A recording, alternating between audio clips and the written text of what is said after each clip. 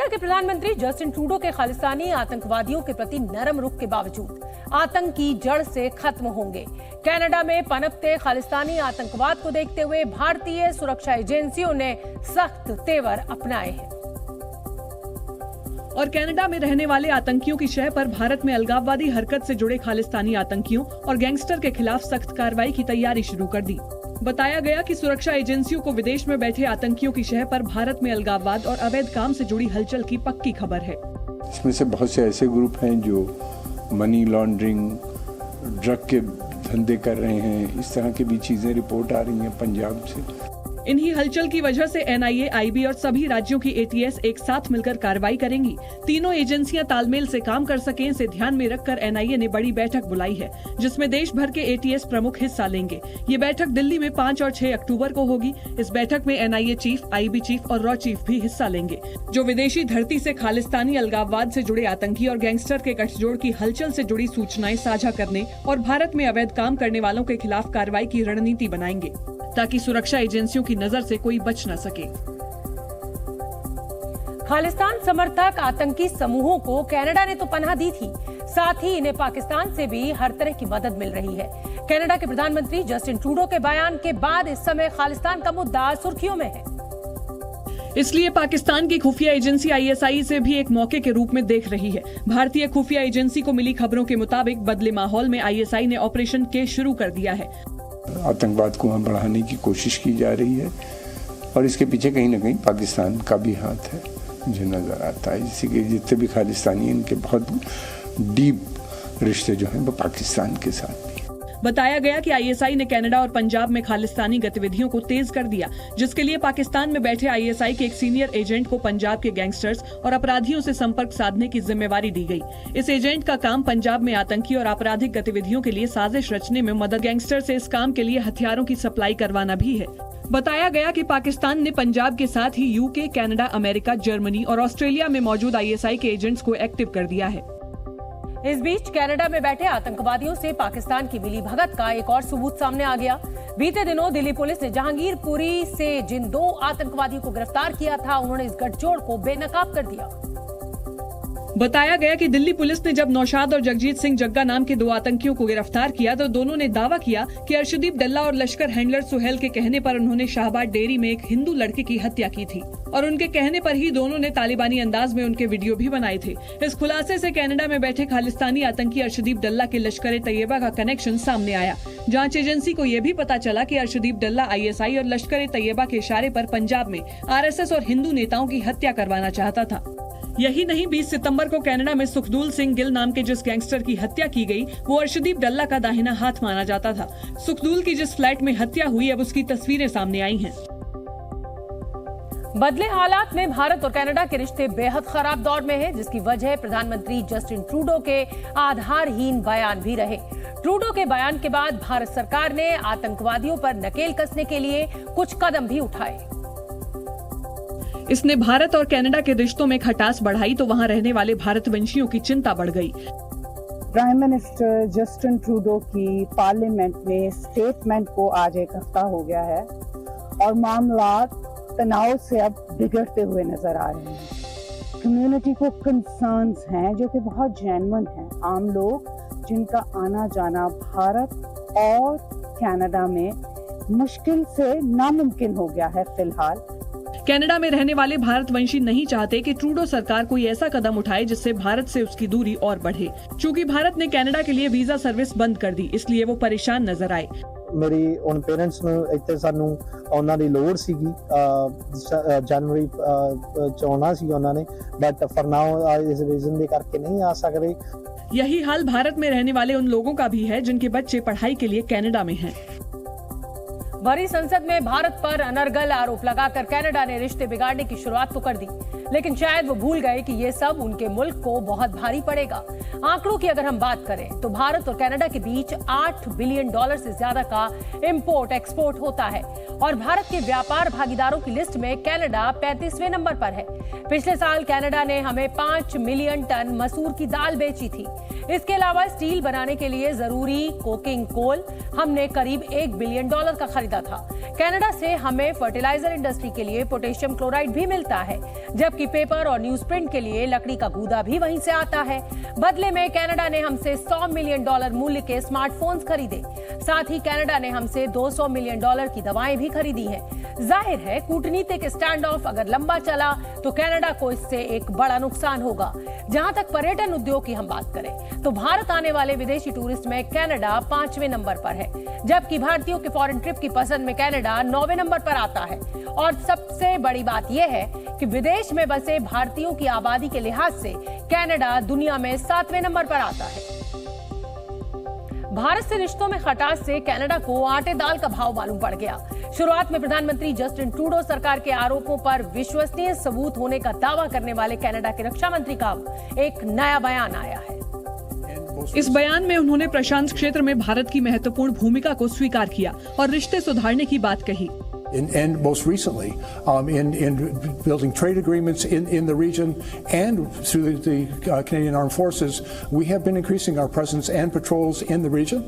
And so the Indo-Pacific region, including our relationship with India, is important to us, but also standing up for the international rules-based order and ensuring that we defend our sovereignty and our citizens is our first priority. रक्षा मंत्री bill Blair के इस बयान को Canada का U turn माना जा रहा है। हालांकि अपने पीएम के बचाव में ब्लेयर पुराने रुख पर लीपापोती करते भी दिखे। यानी जांच पूरी होने से पहले ही कनाडा ने बेसिर पैर के इल्जाम मढ़ डाले। कनाडा के रक्षा मंत्री का बयान उनके ही प्रधानमंत्री जस्टिन ट्रूडो के बयान के बाद आया, जिसमें वो भारत से रिश्तों की दुहाई देते नजर आए। जानकार इस बयान की वजह भलीभांति समझ रहे हैं, जिसकी बड़ी वजह चीन के साथ कनाडा के बदलते रिश्ते हैं। बताया गया कि कनाडा में हुए बीते कुछ चुनावों में चीन पर दखल देने के आरोप लगे थे, जिसकी जांच के नतीजे आने ही वाले हैं। ऐसे में इससे ध्यान हटाने से पूरे विवाद को जोड़कर देखा जा रहा है। चाइना ने कनाडा की इलेक्शंस में इंटरफेरेंस करी है। 2019 में 21 में बहुत बड़ी इंक्वायरी चल रही है कनाडा के अंदर और अगले 1-2 महीने में उस इंक्वायरी की रिपोर्ट आनी है। यही नहीं, एशिया प्रशांत क्षेत्र में रणनीतिक भागीदारी के साथ ही भारत और कनाडा के बीच के कारोबारी रिश्ते भी हैं। क्योंकि इंडिया ही उतनी बड़ी आबादी, उतनी बड़ी मार्केट है। उसके अलावा डिफेंस तो कनाडा की जो इंडो पैसिफिक स्ट्रेटेजी है उसमें है कि चाइना को डाउनग्रेड करो, इंडिया को अपग्रेड करो, रिश्ते बढ़ाओ, ट्रेड बढ़ाओ। पाकिस्तान के बाद कनाडा भारत के खिलाफ साजिश रचने वाले आतंकवादियों के पनाहगार के रूप में उभरा है। खालिस्तानी आतंकवादियों पर कनाडा की ट्रूडो सरकार जिस तरह मेहरबान रही, उससे भारत में गुस्सा है और इस गुस्से का इजहार करने के लिए देश के अलग अलग हिस्सों में लोग सड़कों पर उतरते दिखे। जम्मू में शिवसेना डोगरा फ्रंट के निशाने पर जस्टिन ट्रूडो रहे।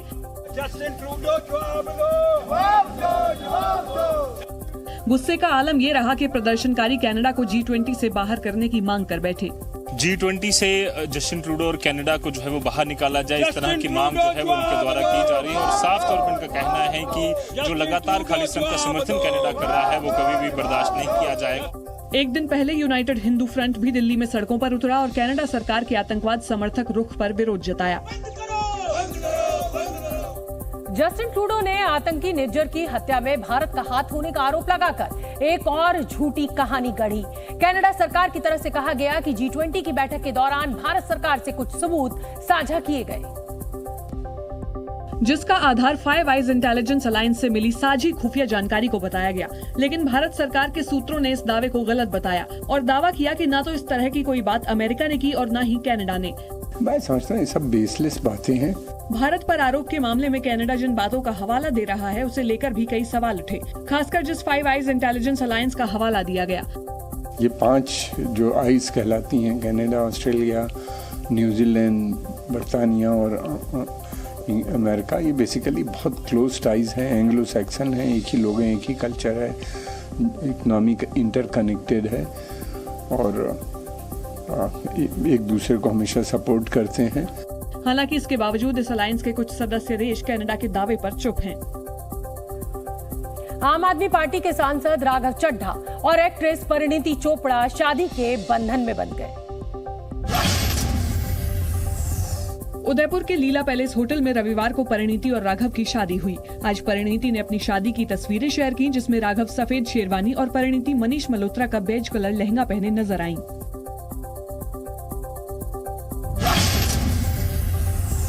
अयोध्या को स्मार्ट सिटी बनाए जाने के साथ ही इसे सुरक्षित बनाया जा रहा है। अवध यूनिवर्सिटी में रेडॉन जियो स्टेशन बनाया गया है, जो भूकंप आने के 24 घंटे पहले ही अलर्ट कर देगा। कांग्रेस सांसद राहुल गांधी आज छत्तीसगढ़ दौरे पर रहे। राहुल गांधी ने बिलासपुर जिले में आवास न्याय सम्मेलन में शिरकत की और कार्यक्रम में मौजूद लोगों से मुलाकात की। शराबबंदी वाले बिहार में शराब की तस्करी लगातार जारी है। बेतिया पुलिस ने शराब तस्कर का पीछा करते हुए लालसरैया में भारी मात्रा में मेड इन नेपाल शराब जब्त की, जबकि तस्कर बाइक छोड़कर फरार हो गया। प्रधानमंत्री नरेंद्र मोदी ने आज भोपाल के जम्बूरी मैदान में रैली कर मध्य प्रदेश के चुनावी अखाड़े में हुंकार भरी। बीजेपी कार्यकर्ता को संबोधित करते हुए उन्होंने कांग्रेस पर बड़ा हमला बोला और कहा कि कांग्रेस ने अपनी सारी इच्छा शक्ति खो दी है और उसके जमीनी नेता चुपचाप मुंह पर ताला लगाकर बैठ गए हैं। पीएम मोदी ने आरोप लगाया कि कांग्रेस पहले बर्बाद हुई, फिर बैंकरप्ट हुई और अब उसने अपना ठेका दूसरे लोगों को दे दिया है। कांग्रेस को अब कांग्रेस के नेता नहीं चला रहे, अब कांग्रेस एक ऐसी कंपनी बन गई है, नारों से लेकर नीतियों तक हर चीज आउटसोर्स कर रही है। पीएम मोदी ने आरोप लगाया कि कांग्रेस को अब अर्बन नक्सली चला रहे हैं। कांग्रेस का ठेका अब कुछ अर्बन नक्सलियों के पास है। कांग्रेस में अब अर्बन नक्सलियों की ही चल रही है। पीएम मोदी ने कहा कि ये बात कांग्रेस का जमीनी कार्यकर्ता भी महसूस कर रहा है, इसीलिए कांग्रेस जमीन पर लगातार खोखली होती जा रही है। प्रधानमंत्री नरेंद्र मोदी ने कांग्रेस के साथ इंडिया गठबंधन पर भी बड़ा हमला बोला। उन्होंने मध्य प्रदेश के लोगों से ऐसे दलों से सावधान रहने की अपील की और आरोप लगाया कि कांग्रेस और उसके सहयोगी सनातन धर्म के खिलाफ हैं। कांग्रेस और उसका घमंडिया गठबंधन हमारी इस विरासत को, सनातन को समाप्त करना चाहता है। इसलिए भी ऐसे दलों से मध्य प्रदेश को बहुत सावधान रहना होगा। इस दौरान महिला आरक्षण बिल का जिक्र करते हुए पीएम ने कहा कि उन्होंने अपनी गारंटी पूरी कर दी। पीएम ने ये भी आरोप लगाया कि विपक्षी गठबंधन में वही लोग हैं जिन्होंने 30 साल तक महिला आरक्षण बिल पारित नहीं होने दिया। अब जब मजबूरी में उंगली उठानी पड़ी है, उनको लगता है अब देश की माताएं बहनें उनके चरित्र को जान गई है, तो अब क्या शुरू किया? ये क्यों नहीं है, वो क्यों नहीं है, ऐसा क्यों है, वैसा क्यों नहीं। पीएम ने 5 साल में 13.5 करोड़ लोगों को गरीबी से बाहर निकालने का दावा करते हुए कहा कि ये मोदी की गारंटी का ही नतीजा है। याद रखिएगा, मोदी यानी हर गारंटी पूरी होने की गारंटी। प्रधानमंत्री के मध्य प्रदेश दौरे से ठीक पहले कांग्रेस के प्रदेश अध्यक्ष कमलनाथ ने मुख्यमंत्री शिवराज सिंह चौहान पर बड़ा हमला बोला। कमलनाथ ने आरोप लगाया कि मुख्यमंत्री की झूठ के प्रति निष्ठा जग जाहिर है और वो अपने झूठ में प्रधानमंत्री को भी शामिल कर लेते हैं। कमलनाथ ने सोशल मीडिया प्लेटफॉर्म एक्स पर लिखा कि शिवराज जी, आज आप जरा धीरज से काम लीजिएगा। पीएम जब भी मध्य प्रदेश आते हैं तो आप उन्हें अपने किसी न किसी झूठ में शामिल कर लेते हैं। आपकी झूठ मशीन की डबल स्पीड से मध्य प्रदेश की जनता के साथ प्रधानमंत्री भी त्रस्त हैं। इसीलिए उन्होंने पूरे चुनाव अभियान से आपको बाहर कर दिया है। कमलनाथ ने तंज कसा कि शिवराज देश के पहले ऐसे मुख्यमंत्री बन गए हैं जो मुख्यमंत्री तो हैं, लेकिन मुख्यमंत्री का चेहरा नहीं है। इससे पहले मध्य प्रदेश की पूर्व मुख्यमंत्री और बीजेपी नेता उमा भारती ने एक ट्वीट के जरिए महिला आरक्षण में ओबीसी कोटे का मुद्दा उठाकर बीजेपी को असहज कर दिया। उमा भारती ने लिखा कि प्रधानमंत्री जी गरीबों और पिछड़ों के मसीहा हैं। मुझे यकीन है कि वो महिला आरक्षण में ओबीसी आरक्षण पर सकारात्मक संकेत देकर जाएंगे। हालांकि इसके बाद कई ट्वीट्स में उमा भारती ने पीएम मोदी की तारीफ भी की और लिखा कि पीएम के संबोधन ने कार्यकर्ताओं को ऊर्जा से भर दिया है। प्रधानमंत्री नरेंद्र मोदी ने जयपुर में परिवर्तन संकल्प महासभा को संबोधित किया। उन्होंने पेपर लीक का मुद्दा उठाया और लाल डायरी का जिक्र करते हुए अशोक गहलोत सरकार पर निशाना भी साधा। प्रधानमंत्री मोदी ने दावा किया कि अगर राजस्थान में बीजेपी की सरकार बनी तो बच्चों के भविष्य से खिलवाड़ करने वालों को छोड़ा नहीं जाएगा। यहाँ की कांग्रेस सरकार पेपर लीक माफिया को संरक्षण देती है। मैं आज राजस्थान के युवाओं को भरोसा देता हूं, राजस्थान में बीजेपी सरकार बनने के बाद इस पेपर लीक माफिया पर सख्त से सख्त कार्रवाई की जाएगी। राजस्थान में भी निवेश बढ़े, यहां नए कारखाने लगे, नई फैक्ट्रियां लगे, ये बहुत जरूरी है। लेकिन जहां कदम कदम पर करप्शन हो, जहां लाल डायरी में काली करतूतें हो, हर कोई कट और कमीशन में व्यस्त हो, वहां कौन पैसा लगाना चाहेगा? पंडित दीनदयाल उपाध्याय की आज 107वीं जयंती है और इस मौके पर प्रधानमंत्री नरेंद्र मोदी ने दिल्ली में 72 फीट की भव्य प्रतिमा का अनावरण किया।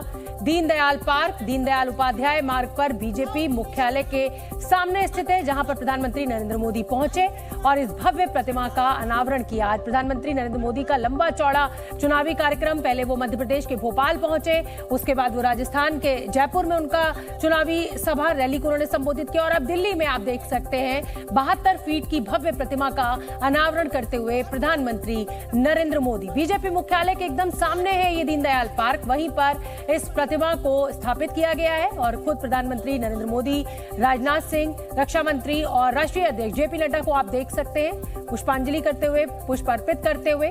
आज इस 72 फीट ऊंची मूर्ति का अनावरण प्रधानमंत्री नरेंद्र मोदी के हाथों हुआ है। तो वहीं से तस्वीरें हम आपको दिखा रहे हैं, उस समय की तस्वीरें जब प्रधानमंत्री अपने दो चुनावी रैलियों को संबोधित करने के बाद दिल्ली पहुंचे और सीधे वहां से दीनदयाल उपाध्याय पार्क पहुंचे, जहां पर इस 72 फीट ऊंची दीनदयाल उपाध्याय की मूर्ति का अनावरण किया।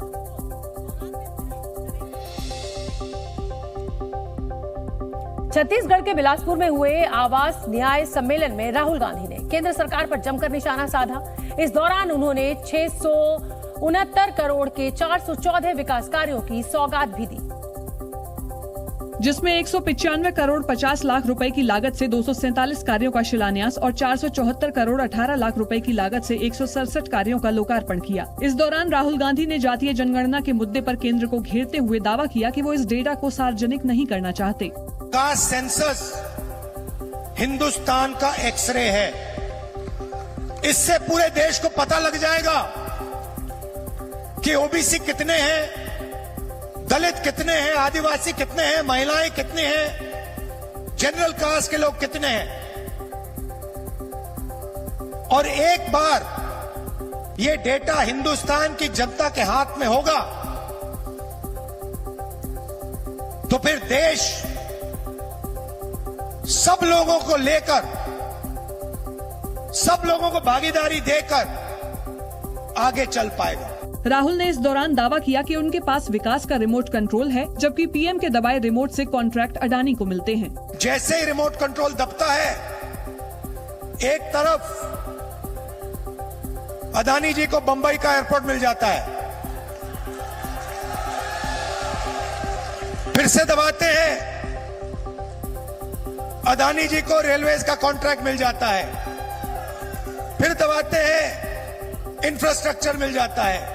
इस सम्मेलन में राहुल गांधी के साथ सीएम भूपेश समेत कई कांग्रेस नेता शामिल रहे, जहां राहुल ने कार्यक्रम में शामिल स्थानीय लोगों के साथ बातचीत की, साथ ही उनके बनाए सामान को भी देखा। राहुल गांधी ने इस दौरान बिलासपुर से रायपुर की यात्रा भी की। एआईएमआईएम को बीजेपी की बी टीम बताने पर असदुद्दीन ओवैसी भड़क गए। राहुल गांधी को हैदराबाद से चुनाव लड़ने की चुनौती देते हुए उन्होंने कहा कि अगर दम हो तो राहुल गांधी उनके खिलाफ चुनाव जीत कर दिखाएं। बहुत से लोग आएंगे, असदुद्दीन ओवैसी सौदा कर लिए, और मुझे यकीन है कि कांग्रेस के लोग बहुत आएंगे, बहुत आएंगे। अरे मैं तो तुम्हारे लीडर से कहूंगा कि अब की बार वायनाड नहीं, हैदराबाद से मुकाबला करो मेरा। मैं चैलेंज कर रहा हूं, वायनाड क्यों यहाँ, हैदराबाद को आओ, दो हाथ हम आजमा लेंगे, पंजा आजमा लेंगे, आ जाओ। लोकसभा में बीजेपी सांसद रमेश विधुड़ी के विवादित बयान पर सियासी घमासान जारी है।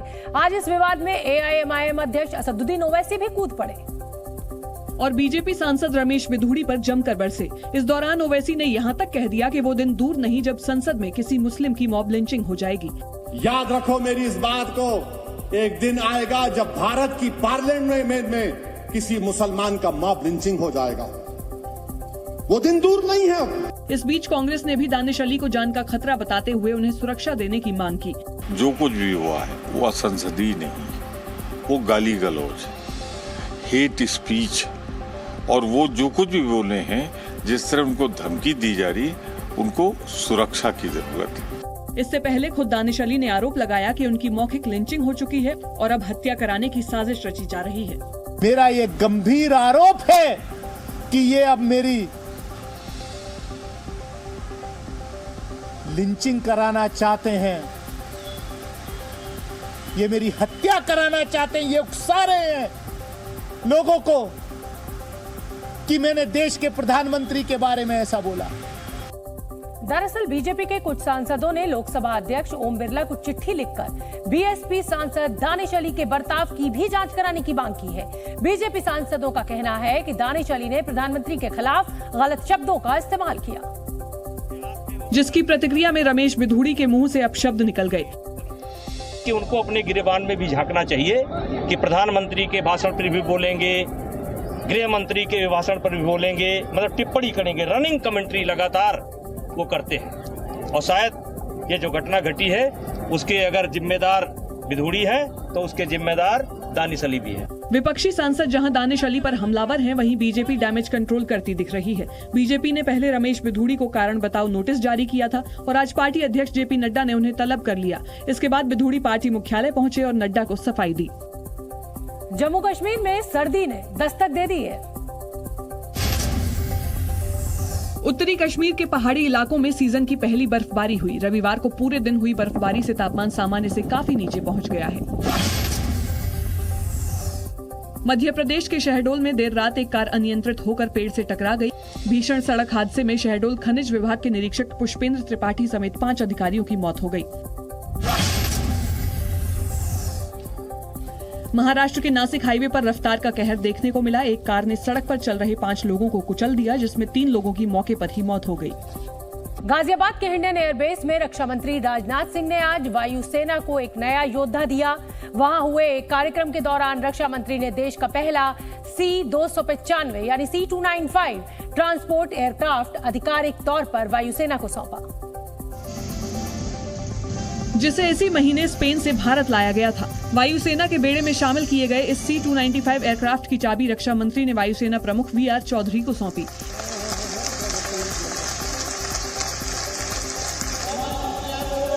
इस दौरान राजनाथ सिंह ने वहां प्रार्थना भी की।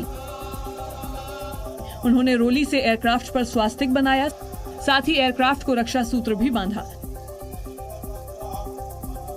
इसके बाद राजनाथ सिंह और air chief marshal VR Chaudhari C-295 aircraft के अंदर गए और उसकी खूबियों को देखा। इस मौके पर C-295 एयरक्राफ्ट के ठीक बाहर रक्षा मंत्री ने वहां मौजूद वायुसेना के कई अधिकारियों के साथ एक ग्रुप फोटो भी खिंचवाई। सितंबर 2021 में भारत ने एयरबस डिफेंस एंड स्पेस के साथ C-295 एयरक्राफ्ट के लिए 21,000 करोड़ रुपए की डील की थी, जिसमें 16 plane ready to fly condition में स्पेन से आ रहे हैं, जबकि बाकी के 40 प्लेन गुजरात के वडोदरा में टाटा एडवांस कंपनी बनाएगी। C-295 एयरक्राफ्ट की भारतीय वायुसेना को इसलिए भी जरूरत थी क्योंकि मध्यम भार उठाने वाले एवरो और AN-32 एयरक्राफ्ट काफी पुराने पड़ चुके हैं, जिन्हें रिटायर करने की जरूरत महसूस की जा रही है। लिहाजा मध्यम भार के 4 से लेकर 10 टन वजन उठाने वाले एवरो और AN-32 एयरक्राफ्ट की जगह C-295 एयरक्राफ्ट लेगा। अभी 16 एयरक्राफ्ट को तैयार हालत में लाया जा रहा है, जबकि 40 एयरक्राफ्ट भारत में ही बनाए जाएंगे। भारत ने एयरबस के साथ कुल 56 ऐसे ट्रांसपोर्ट एयरक्राफ्ट का सौदा किया है, जिनमें से 16 बनी बनाई हालत में आएंगे और 40 का निर्माण वडोदरा की एक फैक्ट्री में होगा। 5 एयरक्राफ्ट से भारतीय सेना की ताकत भी बढ़ेगी। ये एयरक्राफ्ट आधुनिक तकनीक से बना हुआ है, अत्याधुनिक एयरक्राफ्ट में गिना जाता है। टैक्टिकल एयरलिफ्ट है, यानी एक ऐसा एयरक्राफ्ट जो खराब से खराब मौसम में खराब से खराब एयर स्ट्रिप पर लैंड कर सकता है और काम कर सकता है। ऊंचे पहाड़ों, घने जंगलों और दूर दराज के इलाकों में तैनात भारतीय सैनिकों के लिए ये एयरक्राफ्ट लाइफलाइन साबित होगा। C-295 एयरक्राफ्ट लद्दाख, कश्मीर, असम और सिक्किम जैसे पहाड़ी इलाकों के ऑपरेशन में काफी मददगार साबित होगा। वैसे तो भारतीय वायुसेना के पास विश्व के बड़े मालवाहक विमानों में से एक सबसे बेहतर C-17 ग्लोबमास्टर एयरक्राफ्ट मौजूद है, लेकिन C-295 की भी बड़ी खासियत है। हम आपको बताते हैं। C-295 एयरक्राफ्ट इमरजेंसी में शॉर्ट टेक ऑफ और लैंडिंग इससे हो सकती है। सिर्फ 320 मीटर ट्रैक पर यह टेक ऑफ कर सकता है, जबकि लैंडिंग के लिए इसे सिर्फ 670 मीटर का रनवे चाहिए। ऐसे में खासकर पहाड़ी क्षेत्रों जहां रनवे छोटे हैं, वहां यह एयरक्राफ्ट बेहद मददगार साबित होगा। C-295 अपने साथ 7050 किलोग्राम का पेलोड उठा सकता है। एक बार में ये अपने साथ 71 सैनिक, 44 पैराट्रूपर्स, 24 स्ट्रेचर या 5 कार्गो पैलेट्स को भी ले जा सकता है। C-295 लगातार 11 घंटे तक उड़ान भर सकता है। 2 लोगों के क्रू कैबिन में टच स्क्रीन कंट्रोल के साथ स्मार्ट कंट्रोल सिस्टम भी है। एयरक्राफ्ट में पीछे रैंप डोर है, जो सैनिकों या सामान की तेजी से लोडिंग और ड्रॉपिंग के लिए बना है। C-295 एयरक्राफ्ट को वायुसेना को सौंपने के साथ ही रक्षा मंत्री राजनाथ सिंह ने गाजियाबाद के हिंडन एयरबेस से भारत ड्रोन शक्ति 2023 प्रदर्शनी का भी शुभारंभ किया, जो हिंडन एयरबेस में 2 दिनों तक चलेगा। इस ड्रोन शो की मेजबानी भारतीय वायुसेना और ड्रोन फेडरेशन ऑफ इंडिया साथ में मिलकर कर रहे हैं, जिसमें ड्रोन के 50 से ज्यादा लाइव प्रदर्शन किए जा रहे हैं। बताया गया कि देश भर में 75 से ज्यादा ड्रोन स्टार्टअप और कॉर्पोरेट्स इसमें शामिल हुए हैं। इस शो के दौरान ड्रोन की ताकत को दिखाया गया, जिसमें एक जगह लगी आग को ड्रोन की मदद से पल भर में बुझा दिया गया। वहीं संदिग्ध घुसपैठियों पर ड्रोन की मदद से निगरानी रखने की क्षमता का प्रदर्शन किया गया, जिसमें ड्रोन संदिग्धों की सीधी तस्वीरें कंट्रोल रूम में भेजता रहा।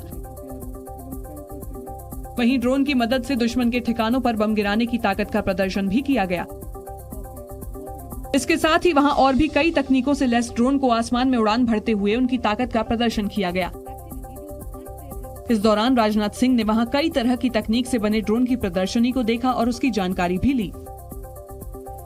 भारतीय महिला क्रिकेट टीम ने आज इतिहास रच दिया और देश को 19वें एशियन गेम्स का दूसरा गोल्ड मेडल दिलाया। फाइनल में भारतीय टीम ने श्रीलंका को 19 रनों से हराया और पहली बार गोल्ड मेडल पर कब्जा जमा लिया। एशियन गेम्स में भारतीय क्रिकेट टीम ने पहली बार शिरकत की और पहली बार में ही गोल्ड मेडल हासिल कर लिया। इस प्रतियोगिता में हर दिन अलग अलग खिलाड़ी मैच विनर रही और यही टीम भावना का असर था कि चीन की धरती पर तिरंगा शान से लहराया गया। फाइनल यानी स्वर्ण पदक के मुकाबले में भारत ने टॉस जीतकर पहले बल्लेबाजी करते हुए 20 ओवर में 7 विकेट गंवाकर 116 रन बनाए। जवाब में श्रीलंकाई टीम 20 ओवर में 8 विकेट गंवाकर 97 रन ही बना सकी। भारत की तरफ से जेमिमा रॉड्रिग्स ने 42 रन की पारी खेली, वहीं स्मृति मंधाना ने सबसे ज्यादा 46 रन बनाए। काफ़ी बार हमारे साथ हो रहा था कि वर्ल्ड कप्स हुआ या कॉमनवेल्थ हुआ कि हम लोग सेमीज या तो फाइनल्स एकदम क्लोज मैचेस हम लोग उसको हमारे फेवर में टर्न नहीं कर पाते थे। सो रियली हैप्पी कि आज की मैच भी काफ़ी क्लोज जा रही थी बट हमारे फेवर में टर्न हुई। दरअसल फाइनल में भारतीय गेंदबाजों ने श्रीलंकाई बल्लेबाजों को हावी नहीं होने दिया और छोटे लक्ष्य का सफलता से बचाव किया। भारत की तरफ से तितास साधु ने 3 और राजेश्वरी गायकवाड़ ने 2 विकेट झटके और 117 रन के लक्ष्य का पीछा कर रही श्रीलंका की टीम को सिर्फ 97 रन पर ढेर कर दिया। लो स्कोरिंग फाइनल में भारतीय महिला टीम ने किसी भी तरह श्रीलंका को हावी नहीं होने दिया और एक बहुत प्लानिंग के साथ गेंदबाजी की, जिसका असर ये हुआ कि पूरी की पूरी श्रीलंका की टीम 20 ओवर में 97 रन ही बना पाई। पूरे गेम्स में अपने बल्ले से तहलका मचाने वाली शेफाली वर्मा गोल्ड मेडल जीतने पर काफी खुश दिखी। बर्मिंघम में एक सपना अधूरा था इंडियन विमेन क्रिकेट टीम का, यहाँ चीन में आकर पूरा हुआ। हाँ, बहुत अच्छा लग रहा है क्योंकि हमारे भी दिमाग में भी आ रहा था कि हम सिल्वर जीते, बट अब की बार हम सब एक दूसरे को बोल रहे थे कि गोल्ड जीतना है और एक दूसरे को बैक कर रहे थे, तो वो सब बहुत अच्छी चीज़ थी। एंड ऑफ कोर्स हमारी टीम यूनिटी बहुत अच्छा हो रखा था इस मोमेंट पे, तो आई थिंक उस वजह से हम जीते। एशियन गेम्स में भारत की तरफ से जेमिमा रॉड्रिग्स ने 3 मैचों में 109 रन बनाए, जबकि शेफाली वर्मा ने 3 मैचों में 93 रन ठोके। गेंदबाजी में पूजा वस्त्राकर ने सबसे ज्यादा 5 विकेट चटकाए। एशियन गेम्स के दूसरे दिन भारत ने 2 गोल्ड समेत 6 मेडल्स अपने नाम किए। क्रिकेट से पहले शूटिंग के 10 metre air rifle team event में भारतीय शूटर्स ने देश को पहला गोल्ड मेडल दिलाया। इस दौरान ऐश्वर्या प्रताप सिंह, दिव्यांश सिंह और रुद्रांश पाटिल ने 1893.7 का स्कोर कर वर्ल्ड रिकॉर्ड भी बनाया। इससे पहले ये रिकॉर्ड चीन के नाम था। अंदर से इतनी ज्यादा खुशी कभी नहीं हुई किसी मेडल पे कि इंडिया के लिए जो पहला गोल्ड मेडल आया वो हमारी तरफ से आया। टीम इवेंट में गोल्ड जीतने के बाद ऐश्वर्या प्रताप सिंह तोमर ने 10 मीटर एयर राइफल के व्यक्तिगत इवेंट में भी ब्रॉन्ज मेडल अपने नाम किया। मैं, दिव्यांश, रुद्रांश और हम तीनों ने मिलके गोल्ड मेडल जीता है इस टीम इवेंट में। हाँ, बाकी हमें ये पता नहीं था कि वर्ल्ड रिकॉर्ड हो जाएगा, लेकिन ये वर्ल्ड रिकॉर्ड है तो हम काफी खुश हैं। फाइनल में एक और भारतीय शूटर रुद्रांश पाटिल चौथे नंबर पर रहे और मेडल जीतने से चूक गए। इस इवेंट का गोल्ड चीन और सिल्वर मेडल साउथ कोरिया ने जीता। अमेरिका के न्यू जर्सी में दुनिया का दूसरा सबसे बड़ा हिंदू मंदिर बनकर तैयार हो चुका है। इसका शुभारंभ 8 अक्टूबर को किया जाएगा। हम आपको बता दें कि इस विशाल मंदिर को स्वामी नारायण संप्रदाय ने बनवाया है और इसका नाम BAPS अक्षरधाम रखा गया है। 183 एकड़ एरिया में फैले इस अक्षरधाम मंदिर का निर्माण 2011 में शुरू हुआ था और इसे अमेरिका में रहने वाले 12,500 से अधिक स्वयं सेवकों ने 12 साल में बनाया है। मंदिर की दीवारों पर अंदर और बाहर की तरफ खूबसूरत नक्काशी की गई है। साथ ही मंदिर में देवी देवताओं की छोटी बड़ी करीब 10,000 प्रतिमाएं हैं। यहाँ मुख्य मंदिर के अलावा 12 छोटे मंदिर, 9 शिखर और 9 पिरामिड के आकार वाले शिखर बनाए गए हैं। मंदिर समिति का दावा है कि इसकी गुंबद पत्थर से बनी दुनिया की सबसे बड़ी अंडाकार गुंबद है। यह खूबसूरत मंदिर न्यू जर्सी के रॉबिन्सविले टाउनशिप में मौजूद है, जो कि न्यूयॉर्क से 90 किलोमीटर और अमेरिका की राजधानी वॉशिंगटन DC से 290 किलोमीटर की दूरी पर है। मंदिर में बने ब्रह्मकुंड में भारत की पवित्र नदियों और अमेरिका के सभी राज्यों समेत दुनिया भर के 300 से अधिक जलाशयों का पानी डाला गया है। दावा किया जा रहा है कि इस मंदिर को 1000 साल तक कोई नुकसान नहीं पहुंचेगा और ये इसी तरह शान से खड़ा रहेगा। बताया यह भी जा रहा है कि 183 एकड़ एरिया में फैला ये दुनिया का दूसरा सबसे बड़ा मंदिर है। दुनिया का सबसे बड़ा मंदिर कंबोडिया के अंकोर वाट में स्थित है, जो कि 500 एकड़ में फैला हुआ है, जबकि दुनिया का तीसरा सबसे बड़ा मंदिर दिल्ली का अक्षरधाम मंदिर है, जो 100 एकड़ में बना है। पृथ्वी पर जीवन कैसे आया, नासा इसका खुलासा करेगा। अंतरिक्ष से एस्टेरॉइड सैंपल को लेकर नासा का स्पेस कैप्सूल 7 साल बाद लौट आया है। स्पेस कैप्सूल में अंतरिक्ष की चट्टान के 4.6 बिलियन साल पुराने टुकड़े हैं, जिनकी रिसर्च करके वैज्ञानिक पृथ्वी, सूर्य और तमाम ग्रहों से जुड़े रहस्यों का पता लगाएंगे।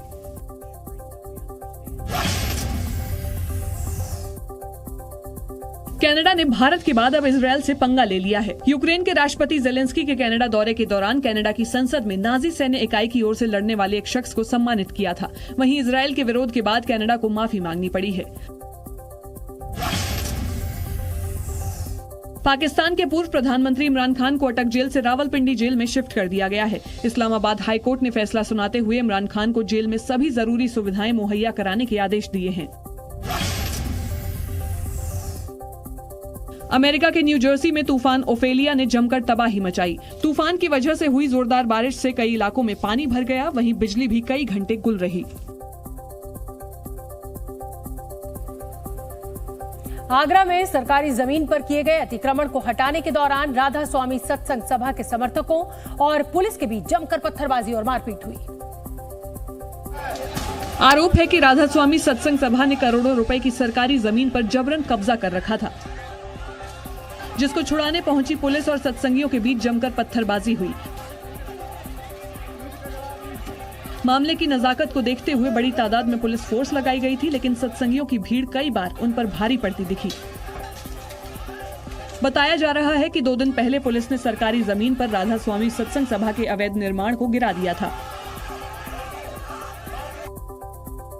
लेकिन अगले ही दिन सत्संगियों की भारी भीड़ वहां पहुंची और रातों रात खाली करवाई गई जमीन पर दोबारा अपना गेट लगा दिया और सरकारी जमीन पर फिर से कब्जा कर लिया।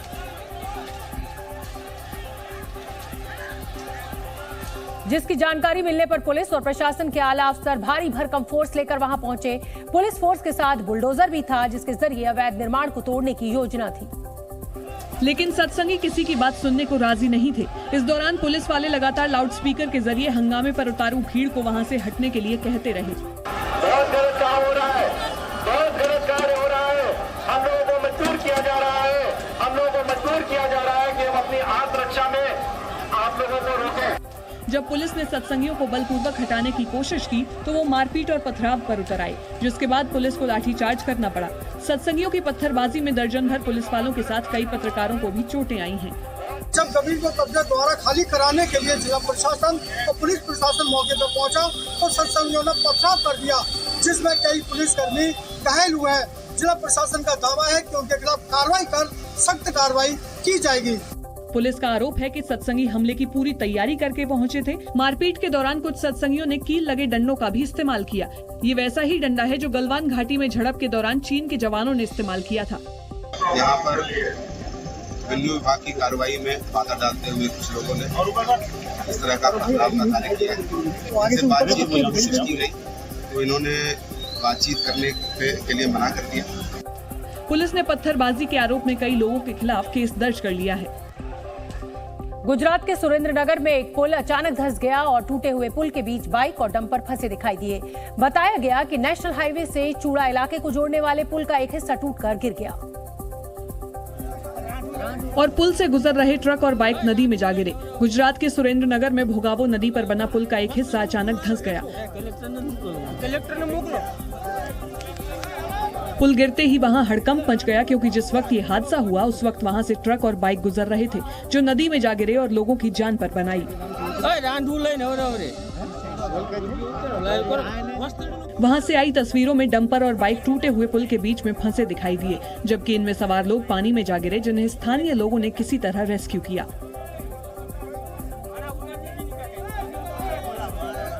इसी बीच कुछ लोग जान जोखिम में डालकर टूटे पुल से नीचे उतरते दिखे, जो नाव के जरिए पुल के उस पार जाने की कोशिश कर रहे थे। महाराष्ट्र के मुख्यमंत्री एकनाथ शिंदे के आवास पर अभिनेता शाहरुख खान, सलमान खान समेत कई फिल्मी सितारे नजर आए। बताया गया कि मुख्यमंत्री शिंदे के घर पर गणपति पूजन हुआ, जिसमें बॉलीवुड के सितारों ने शिरकत की। महाराष्ट्र के मुख्यमंत्री एकनाथ शिंदे के सरकारी आवास वर्षा बंगले पर गणपति उत्सव का आयोजन किया गया, जिसमें शाहरुख खान और सलमान खान दोनों पहुंचे। नीले रंग के पठानी कुर्ते में शाहरुख और मरून कुर्ते के साथ गले में पीला पटका डाले सलमान खान सीएम शिंदे के साथ खड़े दिखाई दिए। इस आयोजन में अभिनेता जैकी श्रॉफ, सुनील शेट्टी, अर्जुन रामपाल, पंकज त्रिपाठी भी शामिल हुए और बप्पा की आरती के समय ये सभी हाथों में मंजीरे लिए झूमते दिखाई दिए। इस दौरान सीएम शिंदे के बेटे और कल्याण से लोकसभा सांसद श्रीकांत शिंदे भी मौजूद थे। वर्षा बंगले पर गायिका आशा भोसले और अभिनेत्री अमीषा पटेल, भूमि पेडनेकर भी गणपति उत्सव में शामिल हुई। जी न्यूज़।